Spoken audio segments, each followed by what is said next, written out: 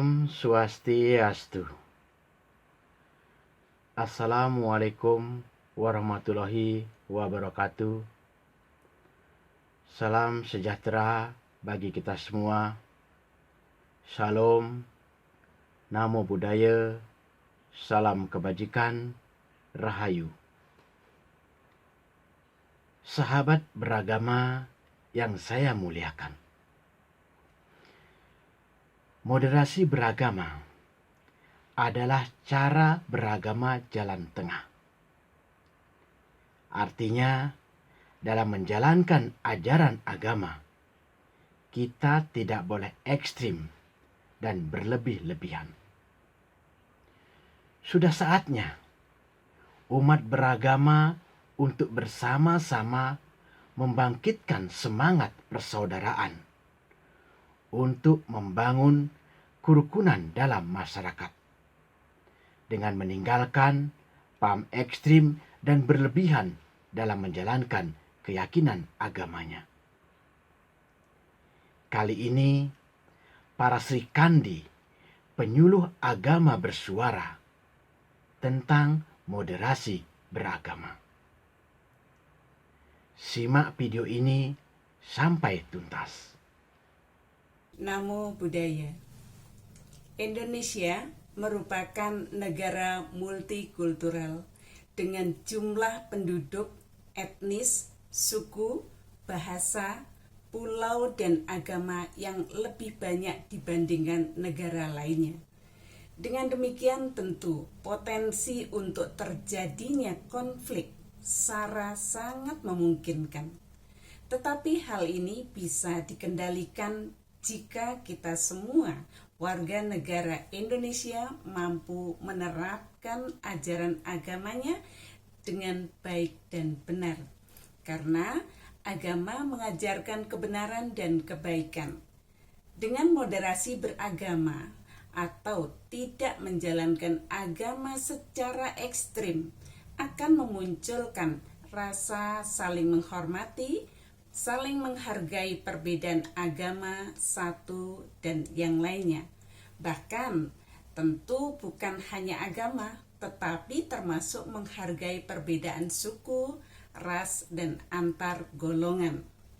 Menjalankan Majjhima Patipada atau jalan tengah menghindarkan orang praktek kehidupan yang ekstrim.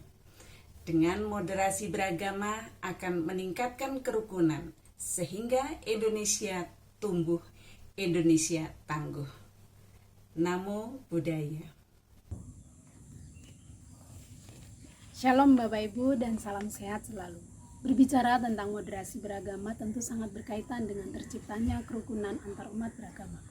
Karena moderasi beragama adalah keselarasan atau keseimbangan di dalam menciptakan hubungan baik dan sehat antara agama yang satu dengan agama yang lain. Sehingga terbangunlah sikap toleransi dan kerukunan antar umat beragama guna memperkuat persatuan dan kesatuan bangsa. Bapak Ibu, di era milenial ini, siapapun kita, terlebih tokoh agama ataupun tokoh masyarakat, wajib menjadi agen moderasi antar umat beragama. Menjadi agen moderasi antar umat beragama itu dapat dimulai dari hal-hal yang sederhana, yaitu dari dalam keluarga kita sendiri terlebih dahulu. Apakah keluarga kita sudah mengalami kerukunan dan kedamaian? Bila keluarga kita sudah mengalami kedamaian dan kerukunan, maka kita akan lebih mudah turun bersama masyarakat untuk menciptakan kerukunan dan kedamaian.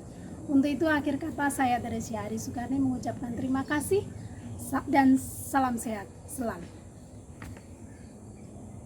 Tabe salamat linguna latai, salam sahujud karenem malempah, Om Swastiastu.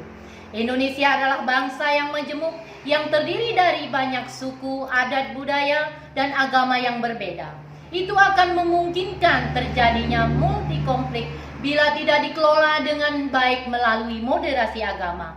Dengan moderasi agama, kita semua mempunyai tanggung jawab untuk cinta tanah air dengan menjaga alam atau lingkungan melalui Trihita Karana. Kita harus mempunyai rasa toleransi yang tinggi dengan menghargai satu sama lain melalui Wasudewa Kutumbaka. Kita juga harus memiliki rasa kebersamaan dengan menjauhi kekerasan dalam memaknai ahimsa dharma. Juga harus akomodatif terhadap terhadap budaya lokal dengan landasan di mana bumi dipijak, di sana langit dijunjung. Mari kita kembangkan sikap gotong royong untuk membangun Indonesia yang adil, makmur, dan sejahtera. Maka jayalah Indonesia. Om Santi, Santi, Santi, Om. Shalom. Manusia adalah ciptaan Tuhan yang paling mulia dengan keunikan masing-masing, berbeda satu dengan yang lainnya. Perbedaan ini seharusnya tidak menjadi sumber konflik bagi kita, tetapi harus kita syukuri sebagai anugerah Tuhan, saling melengkapi, saling melayani. Iman Kristen mengajarkan agar kita saling menghargai, mengasihi, dan berbuat baik kepada semua orang. Hukum kasih adalah ajaran Kristen yang khas, sebagaimana tertulis dalam Injil Matius 22 ayat 37 sampai 39. Demikian. Jawab Yesus kepadanya, "Kasihilah Tuhan Allahmu dengan segenap hatimu dan dengan segenap jiwamu dan dengan segenap akal budimu." Itulah hukum yang terutama dan yang pertama. Dan hukum yang kedua yang sama dengan itu ialah, kasihilah sesamamu manusia seperti dirimu sendiri. Dalam konteks kehidupan berbangsa dan bernegara di Indonesia yang majemuk dan beragam ini, ajaran ini perlu diterapkan dalam hubungan sehari-hari.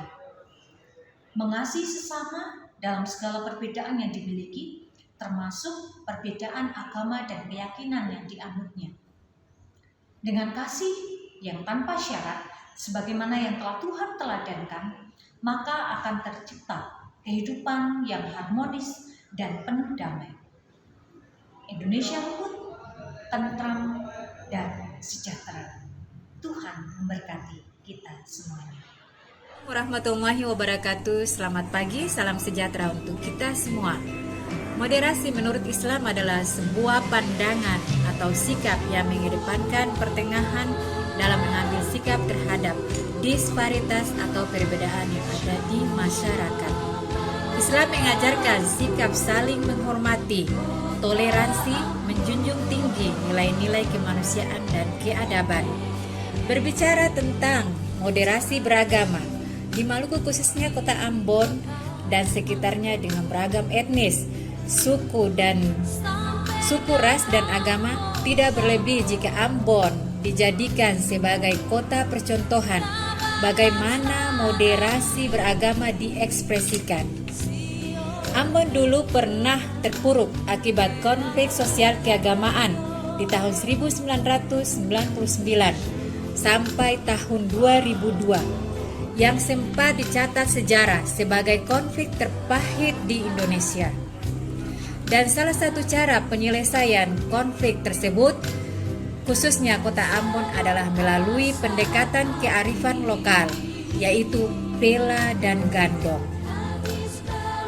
Pela gandong ini sangat syarat akan hidup bermasyarakat dan masih sangat relevan dengan moderasi beragama yang tengah digaungkan sekarang ini.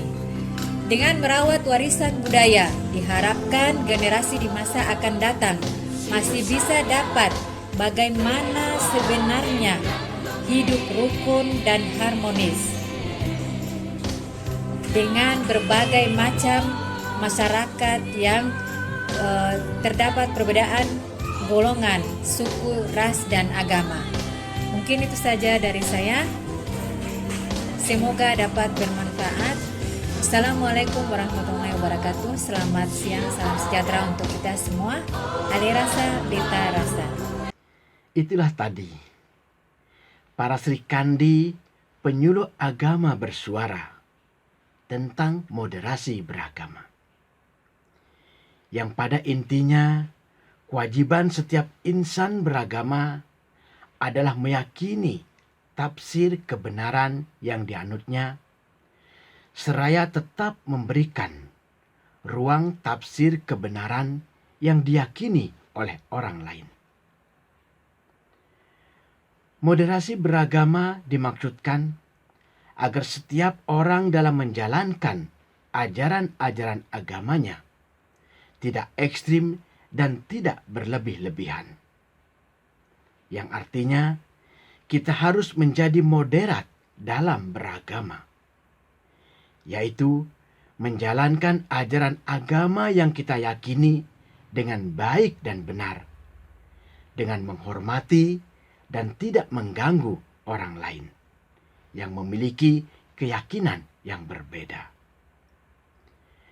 Sikap toleransi harus terus dikembangkan karena membangun kesadaran untuk menerima adanya perbedaan dalam keberagaman harus terus digaungkan karena perbedaan merupakan keniscayaan dan karunia dari Tuhan yang Maha Esa. Setiap insan beragama harus lebih mengedepankan persamaan daripada perbedaan dengan membangun komunikasi dan kerukunan antar umat beragama. Moderasi beragama harus mampu menawarkan prinsip-prinsip universal yang dapat diterima seluruh agama sehingga dapat dijadikan spirit untuk mempererat hubungan sosial sehingga berbagai kerjasama dapat dilaksanakan dalam kehidupan berbangsa dan bernegara. Moderasi beragama sebagai upaya mengurangi ketegangan hubungan intern dan antar umat beragama melalui pemahaman agama yang inklusif dan toleran perlu didukung oleh seluruh umat beragama. Karena Tuhan sangat mencintai orang-orang yang mengembangkan sikap toleran. Di dalam salah satu sloka Bhagavad Gita dikatakan, Yasman no dwijate loko, lokan no dwijate caya. Harsa marsa bayot wegair, muktoya sacami pria. Yang artinya, aku sangat mencintai orang yang tidak menyebabkan siapapun dipersulit, tidak digoyahkan oleh siapapun, dan bersikap yang sama, baik dalam suka, duka, rasa takut, maupun kecemasan. Karena itu, moderasi beragama merupakan tanggung jawab kita bersama. Om Santi, Santi, Santi, Om. Rahayu, Rahayu, Rahayu.